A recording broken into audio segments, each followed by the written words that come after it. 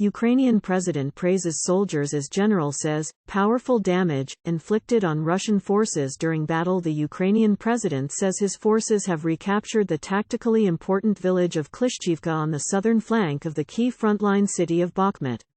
Today I would like to particularly commend the soldiers who, step by step, are returning to Ukraine what belongs to it, namely in the area of Bakhmut, Volodymyr Zelenskiy said in his nightly video address on Sunday.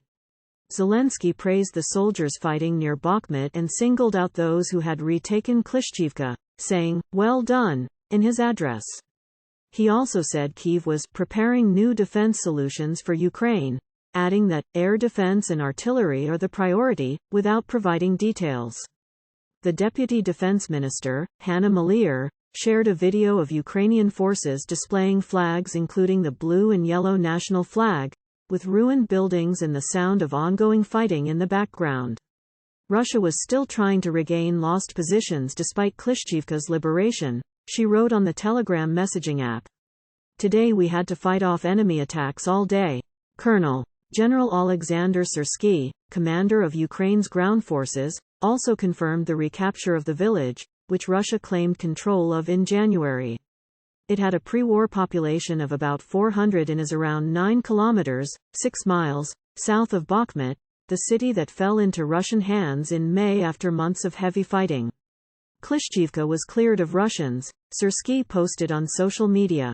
Ilya Yevlash, a spokesperson for Ukrainian troops in the east, said the battle inflicted powerful damage on Russian airborne units, the Bakhmut battalion of Chechen leader Ramzan Kadyrov, the Storm Z unit made up of Russian criminals, the Russian General Staff's military intelligence, and motorized rifle units. So now we have gained a base that will allow us to continue to develop offensive actions and liberate our land from the invaders, he wrote on Telegram. The capture of the village would allow Ukrainian forces to advance more easily towards Russian forces and deliver more accurate artillery strikes, Yevlash added. Ukraine always gets its own back, Zelenskyy's chief of staff, Andriy Yermak, wrote on Telegram. Battlefield victories are especially important for Ukraine as Zelensky prepares his second wartime visit to Washington this week in a bid to rally international support.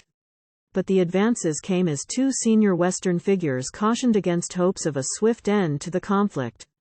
The U.S.'s highest-ranking military officer said on Sunday that Ukraine's broader goal of ousting Russian forces from its territory faced a very high bar.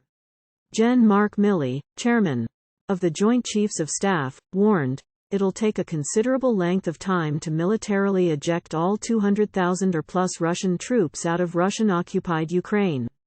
That's a very high bar. It's going to take a long time to do it."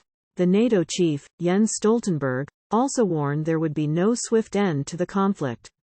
"Most wars last longer than expected when they first begin," he told Germany's Funk media group. The village of Klishchiivka is several kilometers north of Andriivka, which was recaptured earlier this week.